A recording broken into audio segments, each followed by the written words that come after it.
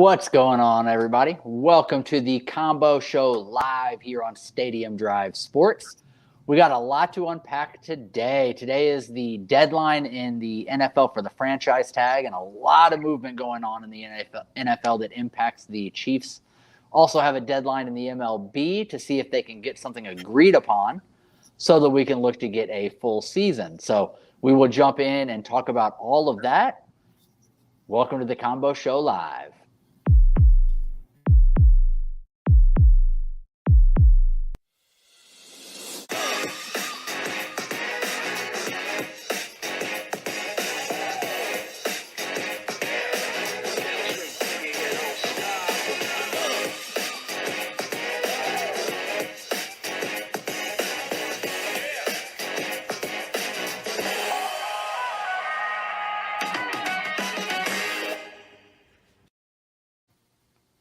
All right, guys, welcome in. My name is Kevin Britton. I am the host of the 12th Man at Arrowhead Drive, bringing you all your Chiefs content. So make sure you tune in every Sunday and Wednesday here on Stadium Drive Sports to stay up to date on everything Kansas City Chiefs. Hey, Sean, let them know. Hey, yo, what's going on? I'm here to represent Royals Empire. New episodes every Monday. I'll have them on Thursdays as well whenever the season begins. We get more to talk about at that point. Look forward to seeing everyone who enjoys the Kansas City Royals. I got MLB updates as well every Monday on the Royal Way here on Stadium Drive Sports. See you. Absolutely. And then you guys can always tune in to catch me and Sean together on the Combo Show. We have the live every Tuesday, 8 p.m. Central Time, and then a recorded episode every Friday as well where we talk Chiefs and Royals all in one setting. And we appreciate you guys tuning in. Definitely make sure you guys leave some comments. Let us know what you guys think about what we're talking about. Provide us some feedback and your own input. We want to get to know you guys, want to know what you guys have to say about all this. We do this for the fans. That's who we are. We are the fans. So let's go ahead and hop right into it today. Sean, a lot going on. How's your day been before we really get going? You doing all right? Yeah. Oh, yeah. It's been really good. I'm excited to hear about some free agency news on the TV popping up and hearing it from my son telling me about what's been going on. You know, of course, that blockbuster trade. How could you not hear about that? But there's also been other news been going on as well. So, and those sub stories are just as intriguing. You know, I love hearing about free agency time. So, yeah, this is that time where it all starts to kick off. Now, just so you guys know, I have ESPN, I have Twitter, I have all of that pulled up in front of me. So if you're seeing me looking away, I am checking to see if there is anything coming down the pipe in regards to the MLB. They should be in meetings as we speak, trying to come to an agreement. Because if they do not come to an agreement today, it is said that they will be canceling another week of Major League Baseball. They will not be making it up, and it will not be a full season. Sean, as our Royals expert, what do you have to say about these negotiations? What's going on, man? I'm excited about it as well because there's also a chance that we can get in a 162-game season if they figure something out today. So, or tomorrow, you know, they'll extend it maybe one more day or whatnot in the late hours like they usually do, maybe to tweak some things. Hopefully they don't have to. They'll come to an agreement. They're close on a lot of things. Recently, the MLB has upped its offer on the CBT tax agreement, the line to raise. They only raised it about $10 million or so, but still it's more in that direction. The draft picks and the lottery, the MLB has moved from 3 to 4 to 5 picks in the lottery, and the players are still set at 6. So they might just move and be set at 5. That just makes sense to me.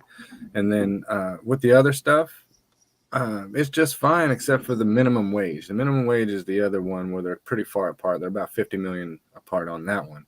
But like I said, if they can get it figured out, we're still going to have a full season. I don't know if they're going to make it up on the back end of the season or not, or shorten the spring training up to where they can just jam it in, but they can't reschedule the first games, obviously. So they'll jam it in somewhere. They'll try to figure it out. Otherwise, we're going to have about 140 games. I've heard if they come to an agreement today that if they do come to an agreement, they're going to allow the makeup of those first two series, and they're going to do that by having some games on off days or sliding in some double headers when they can as well.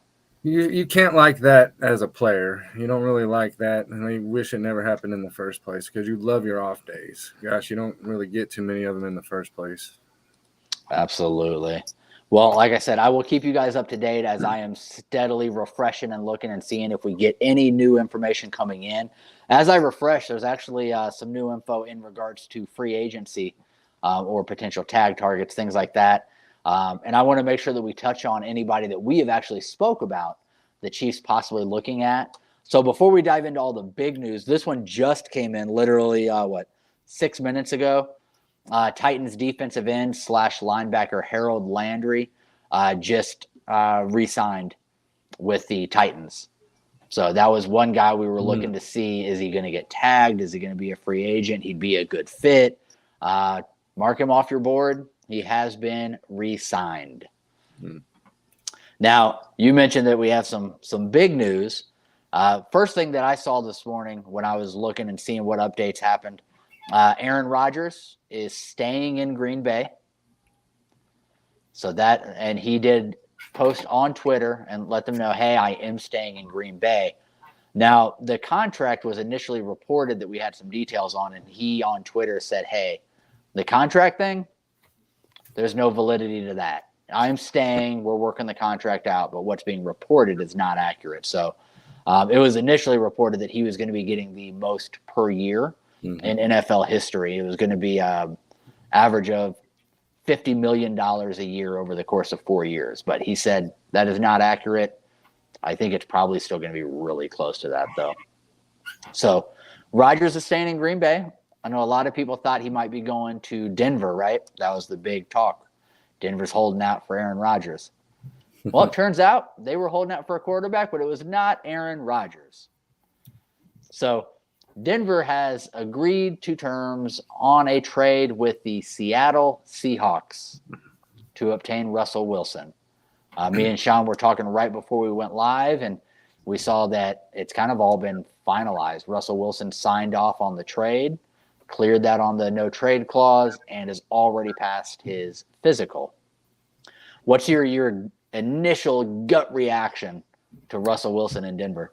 Well, my first reaction was, hearing, oh my God, they got a window now to make the playoffs. They're a playoff team now. Maybe they can't win the West or whatever, me being a Chiefs fan or not, but they can make it to the playoffs now. But my first initial reaction was thinking, man, they got a top tier quarterback, top 3, Russell Wilson, great. But then again, the end of last season didn't look too well. He had that injury, and now you're thinking to yourself, did they get a great quarterback or did they get a good quarterback? Because if they got a good quarterback, then I don't think they're going to compare to a great quarterback like Patrick Mahomes. But if you get the great Russell Wilson next year, the one who's scrambling around or whatever, oh, man, the AFC West, gosh, Derek Carr is going to be the worst quarterback in that division. Poor Raiders. You are a stout division, though, if Derek Carr is the worst in the division. Yeah. No slack to Carr. Carr is not a bum. You know what I mean? He's got experience, and he's getting better at every year. He's progressing. So, but fact in my opinion, he is the worst in the division. Oh, where do you put Russell Wilson in our division? Is he quarterback 1, 2, 3? Obviously not 1. No. Patrick Mahomes, that magic, you can never tell where his ceiling is going to be. He's going to progress as we go on. We kind of know what to expect with Russell Wilson. On the other hand, we don't know what Herbert's ceiling is. He's still a young quarterback, and he's fascinating to watch. So it'd be between him and Herbert, a tie for number 2. And right now, I'd say they're tied. Show me the 2022 season and prove who's better between you two. And please don't let Mahomes slide anywhere off that top tier. I have Herbert as the 2 right now. He's in a system he's familiar with, players he's familiar with. Russell Wilson's coming into a whole brand new situation. So I think Herbert, to me, is the second best in the division right now. And, Wilson could pass him up during this upcoming season, but going into the season, I have to say, Congratulations, Denver. You went from the 4th best to the 3rd best quarterback in the division. Yeah. Big step up, though. You go from Teddy, 2 gloves, or Drew Lock to Russell Wilson. It's a pretty big improvement. I guess they got rid of Drew Lock in that exchange. So Yep. I'm going to actually go over the trade details. So okay. Seattle gave up Russell Wilson and a 4th-round pick. Okay. Denver gave up Drew Lock. No big deal. Noah Fant, their tight end. So sounds like they're rolling with Albert O as their number 1 at tight end.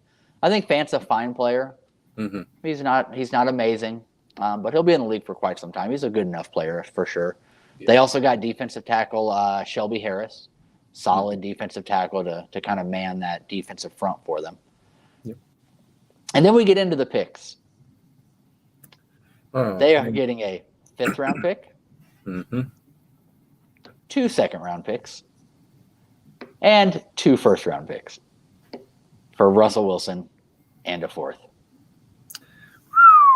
But there was reports out there that maybe he could have got 3 first-round picks. So they did kind of get a bargain with making it 2 and then a 5th.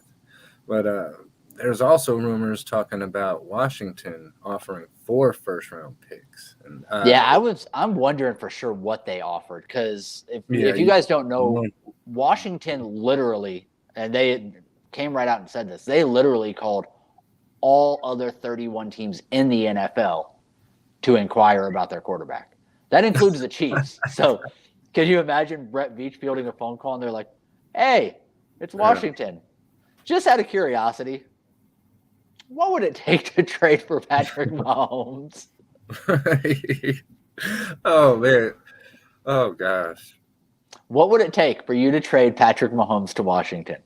Is there anything they could give up that would make you actually think about saying yes? Could we get some collateral from all your employees there at Washington? That'd be nice. I need partial ownership in your franchise. Yeah. I need your first and second round pick for the next 5 years. And then maybe we can start talking business. But yeah, they literally called every team. Yeah. And a Whataburger. And throw that in. And a Whataburger. Yeah. Fair enough. You might do it for just the Whataburger, Food speaks. Yeah. I haven't tried it out yet since it hit KC. I was scared of the lines or whatnot. Yeah, now the lines are crazy. So let's talk a little bit about Russell Wilson going to Denver and what that means for the Chiefs. Do the Chiefs need to alter their game plan going into the offseason? I mean, I've talked a lot about the Spags types, right? The big, powerful defensive ends. Is that really going to work when you're facing Russell Wilson twice a year and, competing? Because Denver does have a good overall roster. So I think they will give us some competition. I think we might need to be looking more towards speed rushers to get to him, because power rushers, he can step up and he can definitely use his legs just as well as what we see from Mahomes. Do you think that, for one, it's a double question to it. Do you think we need to change kind of what we're doing and who we're going after? And second question is, if we do you think Spags is capable of that? Yeah, it comes down to the players that we use. I'm pretty trusted in Spags. It's been easy over the years to get mad at the defensive coordinators for the Chiefs, like Greg and whatnot, but whoever, Dino Hackett, I don't know, but even back in the day, back then. But with Spags, I never really got mad at him. I like his philosophy, and he's had Tyrann Mathieu to work with. Now, you take Tyrann Mathieu out, that leaves that top wide open, I think, and to plug it in with some rookies is vulnerable unless you get a killer pass rush, and then it gives the secondary time to cover their guys or whatever, and it doesn't give the quarterback any time to throw the ball. So you don't want the cornerbacks and safeties covering the guys too long, because that's when you find Chase and Mike Williams and open receivers down the field for that long ball. Whatever you eliminate that, then you won't see that long ball if you get that pass rush. So Right. I think our philosophy has either got to be one of the two. And I wouldn't be surprised if the Chiefs got a veteran safety to fill that hole for just a few years and draft a safety either probably next year or this year.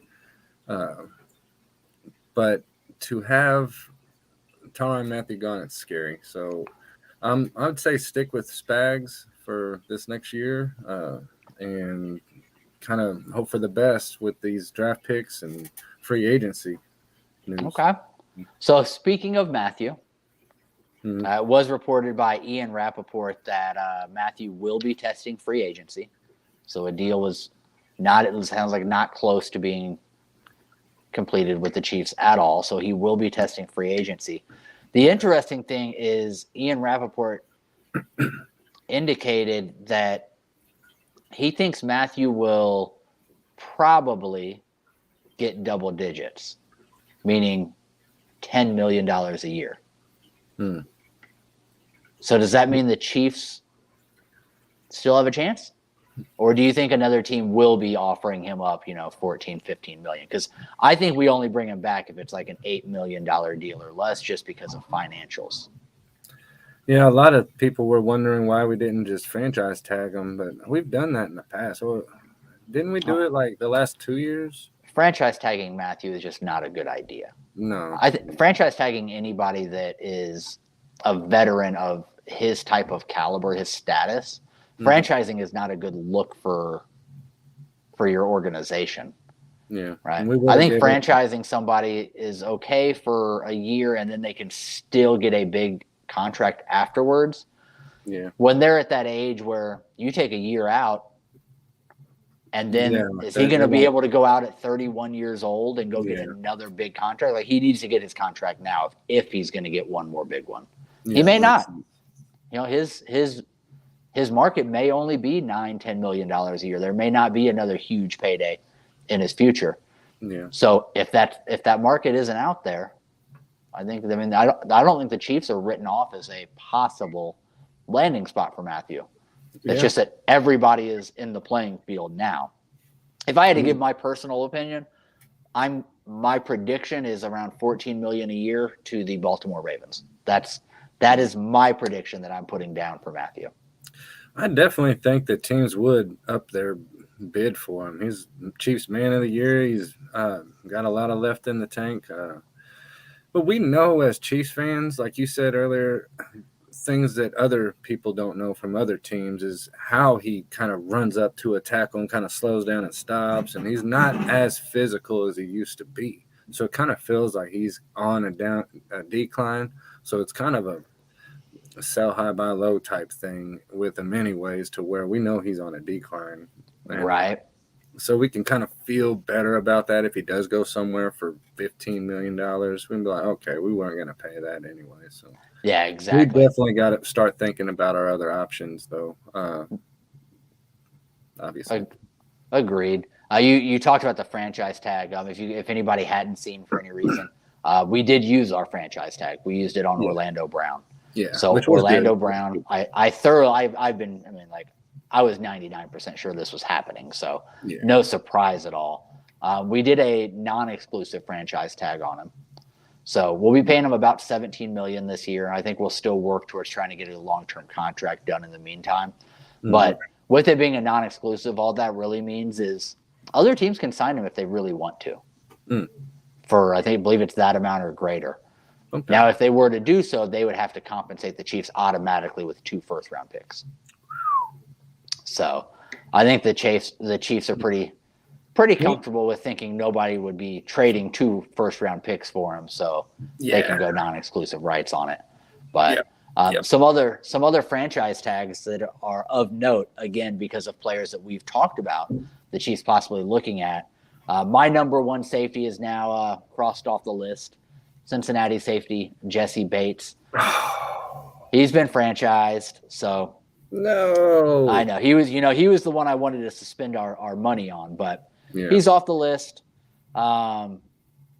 Chris Godwin, also Yeah. off the list, franchised. Devontae Adams, franchise. I never thought we'd be going after Adams anyway, and I thought Godwin was a super long shot because of money. Your guy, Mike Williams, not franchised. He was re-signed though.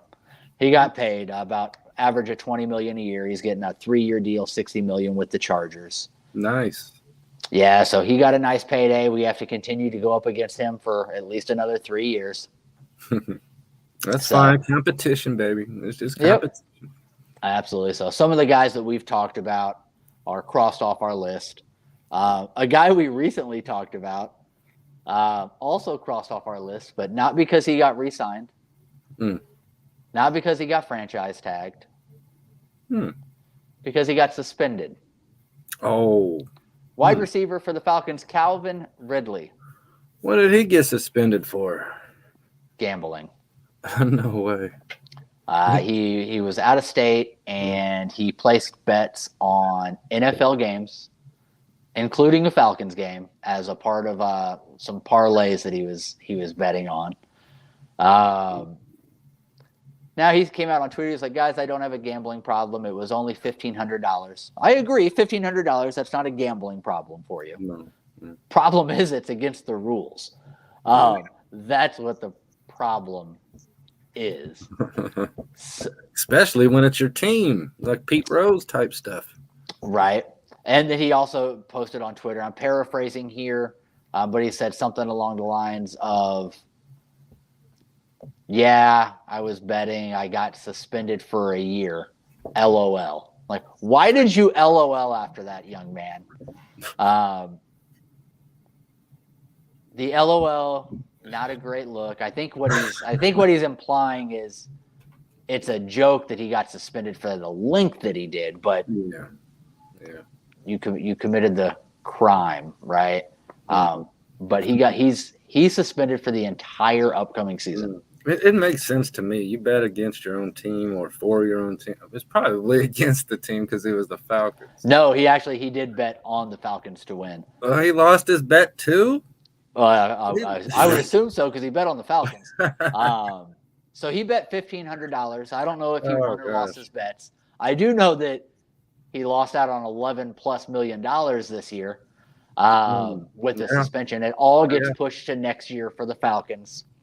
But the length, I do want to touch on that because that's kind of been a topic of conversation, and a lot of people are trying to do comparisons to other suspensions. Yeah, like Pete Rose and whatnot, yeah. Well, the thing I'm seeing is the NFL's inconsistencies here. So, very general question for you, Sean. Tell me what's worse. You gamble and place bets on games in your sport, which is against the rules, or you beat your significant other, whether it be in an elevator, on camera, at your home, right? The domestic violence, the abuse, and which one's worse? Which one's worse? Ray Rice beating his girlfriend in the elevator on camera, or Ridley betting $1,500 on games? I think it just depends on if you're betting for the Raiders. I mean, that's a crime. That's horrible. But besides that, if you're not betting for the Raiders, then that physicality is just on a whole nother level. Yeah, they only got a few games. Like Ray Rice only got a few games. Ridley's getting an entire season.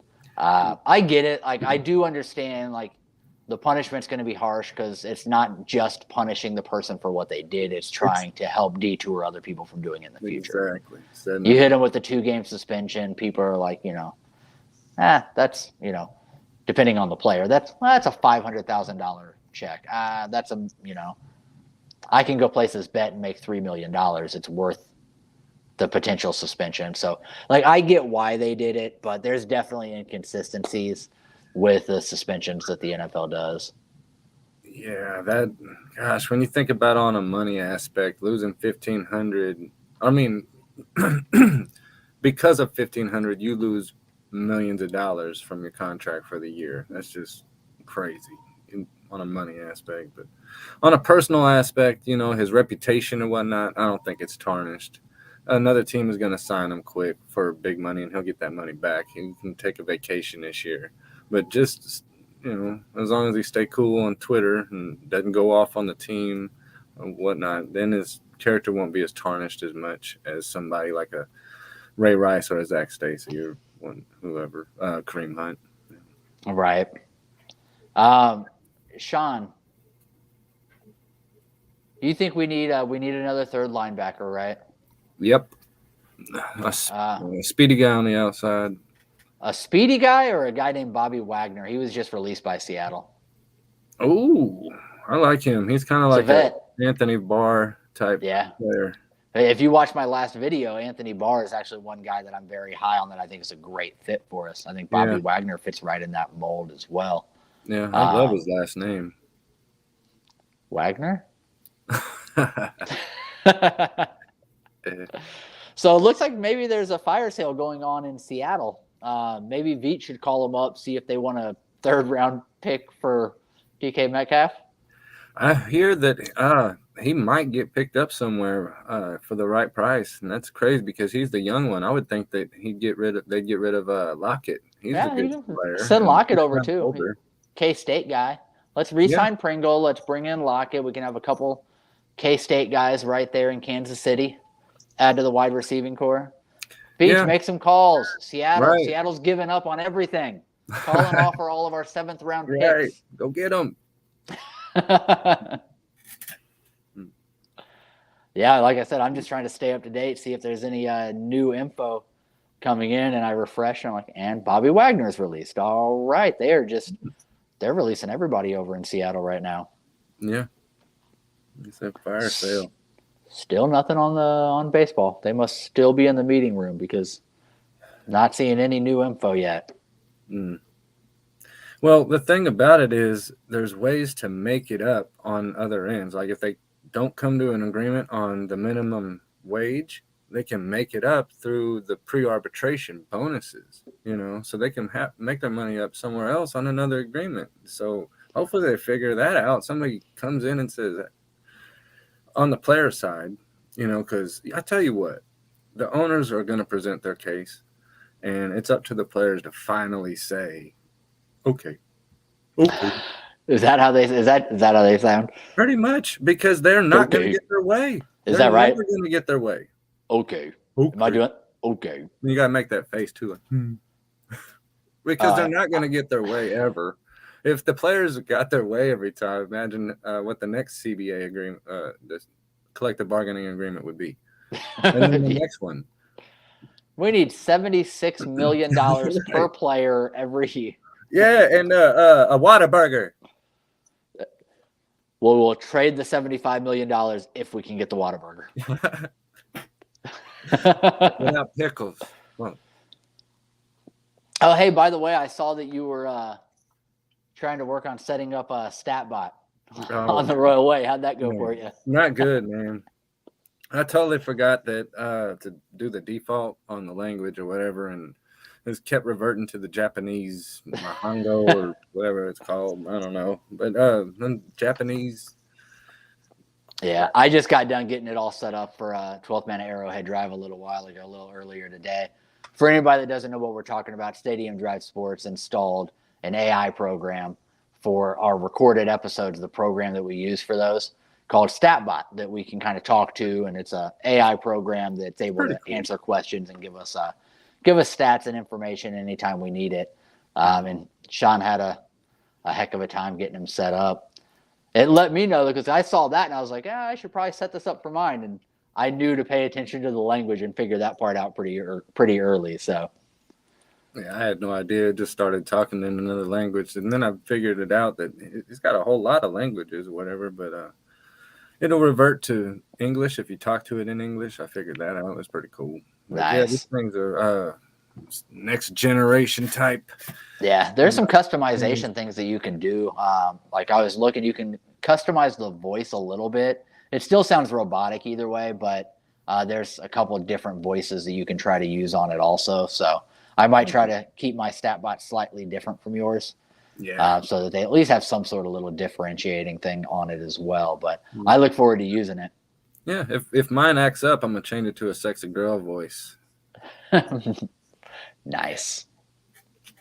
You want to talk some salary cap real quick? Yeah. Yeah. Because even if you go on some websites or whatever, some of those figures are so distorted with the team salary cap and the way things work out with bonuses and all this Yeah, crap. So it's good to know some good solid numbers and where the teams stand for on how much sure. room they have to work with.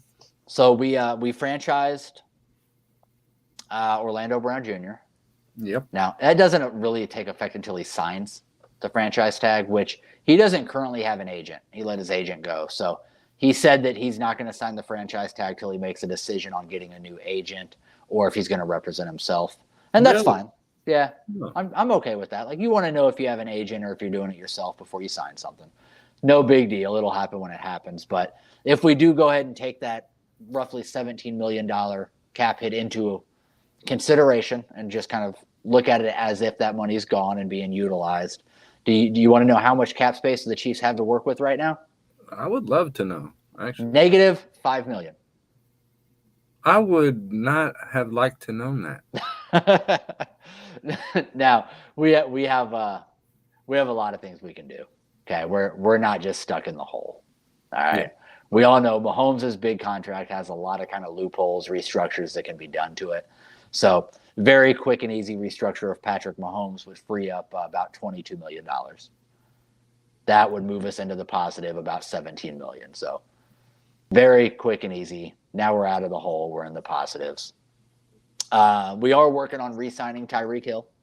I do think that will be done sooner rather than later. Don't know what the details are going to be yet, but I'm sure we're going to structure it. And I think based on the structuring, that we'll probably be looking at reducing that cap hit the upcoming season anywhere from $5 to $10 million. So be able to add that. Let's say $5 million. That would take us plus the 17 that we're already calculating after the Mahomes. It's going to put us right around $22 million. Okay. We also have some restructures we can do on Kelsey, Jones, and Tooney. Those restructures all combined together would free up about $25 million. Okay. So now we're up at what? I've lost track of math, but we're getting close to $50 million in cap space. So we quickly went from a negative $5 million, where you're like, oh no, what are we going to do? Yeah. To close to $50 million. And we haven't even talked about Frank Clark. Right. We can release Frank Clark right now and put another $13 million in our pocket. Well, I thought you mentioned on a previous episode that we had to wait for a certain date. That way we have to. No, but the figure changes. We release him right now. It's $13 million that we put back in our pockets. Yeah. If we designate him as a post June 1st cut, right, we can release him now, but we wouldn't get any money in our pocket right now. As of June 2nd, the day after June 1st, we would then get about $19 million in our pocket. Okay. So we'd be able to get an extra $6 million in our pocket if we cut him, designated as a post June 1st. We just have to wait to get the money at our disposal. Ah, gotcha. I'm glad that's cleared up. Definitely. So if you play your cards right, you can get to almost $50 million in cap savings and not have to worry about what you're doing with Frank Clark. And that's enough money to get a lot of things done, right? Yeah. Now, if we look at that Frank Clark deal, that lets us know we don't need the $13 million immediately, right? Yeah. We can wait. We'll cut him, designate post June 1st. Our draft picks that we pick up in April, we could potentially wait until June 2nd to actually sign them. We could use that Frank Clark money to sign our draftees. We could also hold off on doing an extension with Orlando Brown Jr. until after June 1st. Utilize some of that Frank Clark money to put towards Orlando Brown's contract. So they have a lot of flexibility and a lot of different things they can do. Now, my recommendation would be don't wait till after the June 1st to sign your draftees. Because there's some camps and stuff that go on before then. You want to have them signed so that they can go to these camps worry-free. Yeah. Right? Without them being signed, they can go, but they have to sign waivers. And if they get hurt, they haven't signed a contract yet. That's just speaking as a human. That's not cool. You know what I mean? So I'd like to see them signed quicker. But again, now $50 million. You feel a little more comfortable? Yeah, I actually do with that. Different ways that they can go about it, and that Frank Clark is a huge chunk, man. Yeah. So that's cool. That's good. So Sean, if you're Brett Veach, you have $50 million in your pocket after these things happen. Free agency kicks off officially on the 16th, so in 8 days. Mm-hmm. What are you doing with your $50 million? How much are you spending? Where are you spending it? I'm giving it all to Christian McCaffrey and going to Whataburger. I'm down with the Whataburger, but do not go after McCaffrey. Nah. Guys, I hear a lot of fans that they want McCaffrey or they want Saquon or they want these different running backs. Guys, who is our head coach? It's Andy Reid. What does Andy Reid not do a lot of? Running the ball. Do not go put a lot of capital, whether it's draft picks on a trade and or money into a contract on a running back. It is not worth it. Don't do it, please. Can you agree, Sean? Oh, yeah, absolutely. Yeah, getting your free agents would be my money route that I would go. Maybe, and making sure that you get your key players re-signed and able to sign your draft picks. If you're able to re-sign your draft picks and get your key players signed that you want to retain, whatever money is left over, get that real good guy to plug in that one spot. And then if you have anything else, well, they use that money for whoever's left maybe a couple weeks down the road, and you might find you a $2 or $3 million a year guy that slipped through the cracks, and you're like, okay, we've got enough money to do that. I would like taking that route. Okay. So let's name off. I'll go first for you, give you a chance to think on it. But let's name off about 3 things we would want to do when free agency kicks off or leading up to free agency as well, kind of with that money. Okay. One of the first things I would want to do is re-sign Byron Pringle. Not a lot of money. He's a solid guy for us. Yeah. And I would rather just re-sign him for, what is it, $3 million for the year or something like that. And do that before free agency so you don't even have to worry about somebody else offering him something. Well, I mean, if he goes, it's no big deal because there's a lot of $3 million a year wide receivers out there that have pretty good records. They were just probably on bad teams. I agree with you there, but remember one thing that I always take into consideration, especially a receiver, is the Mahomes trust factor. Yeah. Think about how long it can take Mahomes to really build trust with the receiver. Right. And, I mean, McCole Hardman, he's coming up on year 4. Yeah. He just now started to get to that point. Yeah. Byron Pringle, not a young guy. He seems like it because he hasn't really been getting playtime for a long time, but he's like 29 or something like that. Is he? Yeah, he's okay. Don't quote me on 29. If StatBot was here, I would ask him, but I know he's older than he's 27 or older. Yeah. And I want to say he's 29, but took him a while before Mahomes kind of had that trust in him. Right. That chemistry is big. Josh Gordon, they never had that. Josh Gordon in his career has been a phenomenal receiver at times. That trust was never there. Now, as we talked about before the show, Josh Gordon's still on the roster. They can continue to build that, right? So he's kind of one of those options. But I really look heavily into that Mahomes trust factor because Mahomes was asked about new receivers, and he said, I want us to get a veteran. He didn't say, hey, let's draft, an explosive guy in the draft. He didn't mention the draft. He wants a veteran. He wants somebody that he already has a little bit of trust in based on what they've already done. So I think you're bringing in a $2-3 million player that Mahomes doesn't know. How much trust is he going to have in him? Right. Bring back Pringle. The trust has been built. I feel like we're super solid when it comes to that. Second thing that I would want to do with our $50 million. I need a defensive end. I need a good to great defensive end. Oh. I need to spend money on a defensive end. Chandler Jones, come here. Yes. Sign on the dotted line. Let's go get a ring for you here in Kansas City. I'm going in. I'm willing to spend big money on one guy this year. I would prefer it to be a defensive end. And if I had my pick, it would be Chandler Jones. It's a good pick. Third thing I would do with my money, I want to bring in a number 2 receiver. If I spent big money on Chandler Jones, I'm not spending big money on this receiver. But I'm willing to spend, you know what I mean? Let's meet in the middle somewhere. I will give $7 to $8 million to Juju Smith-Schuster. Come on in. Welcome to Kansas City. Let's go get this ring. What do you think about those 3 acquisitions? Do they all fit what you would be okay with? And do you think that's enough impact for this team? I would absolutely not be dissatisfied. I would be happy with every single one of those names. Yeah, let's go.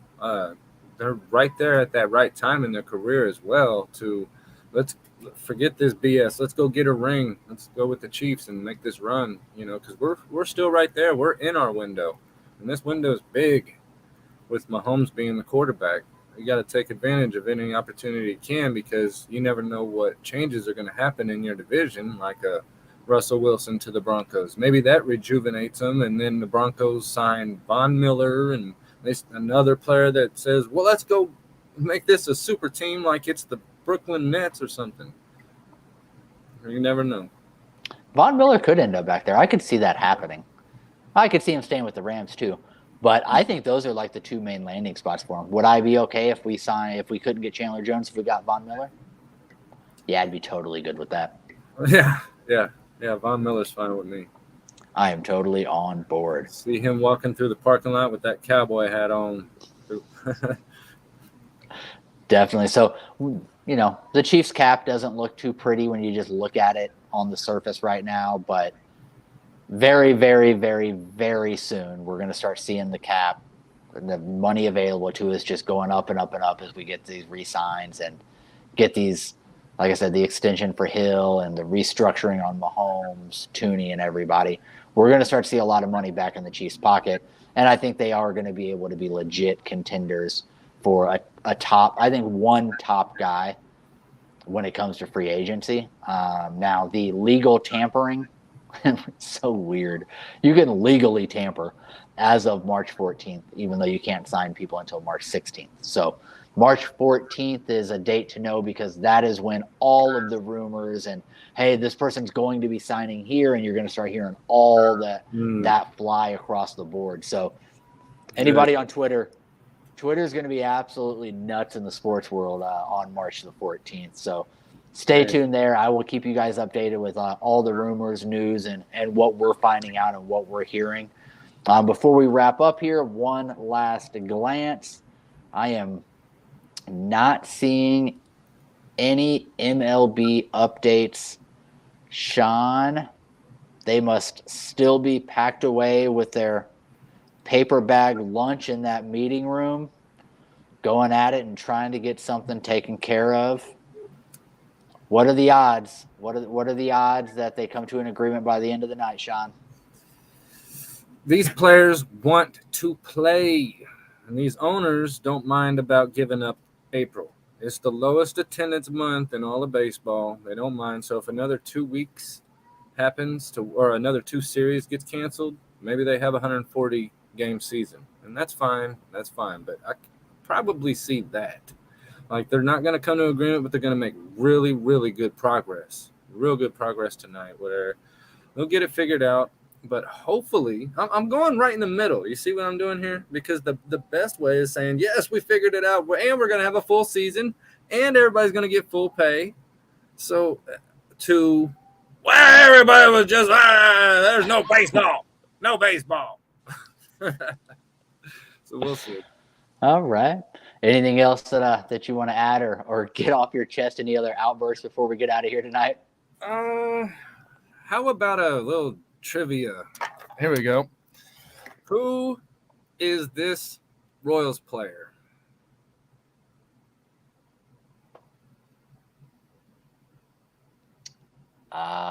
Jeff Montgomery. No. Mark Gubazal. It is Mark. It's Goobs. Once you got a little closer, and I could see the flow of the locks on the back. Yeah, the flow of the locks on the back. It's like that's Goobs. That's Goobs. That's Goobs and his locks. Another trivia question. After he left the Royals, what team did he go to? He became Padres? The Angels. The Angels. Yes, he's a big. He's got a lot of fans in the Angels organization. He's broadcasting, I believe, over there as well. Oh, really? Yeah, definitely one of my favorite pitchers. He kicked that leg up so high when he pitched, he almost kicked himself in the chin sometimes. Right. Yep, it was cool. He had a good career. But yeah, it's supposed to be a bobblehead, but his head doesn't bobble. So what's a bobblehead without the bobble? Head, I guess. Head? You have Gubazal head? I guess I've just got a head. Gooby. You got Gooby head. Good job, bud. I think that is the perfect note to end the show on. Wouldn't you agree? Yeah. I've got. We can just end it right there. So I'm not going to talk about head anymore. All right. Awesome. Well, make sure you guys head on over. Yeah. To Stadium Drive Sports every Sunday and Wednesday for the 12th Man at Arrowhead Drive, hosted by myself, Kevin Britton, for all of your Chiefs content. The Combo Show live with myself and Sean every Friday, as well as, recorded every Friday, live every Tuesday at 8 p.m. Central Time. And Sean, once again, let them know.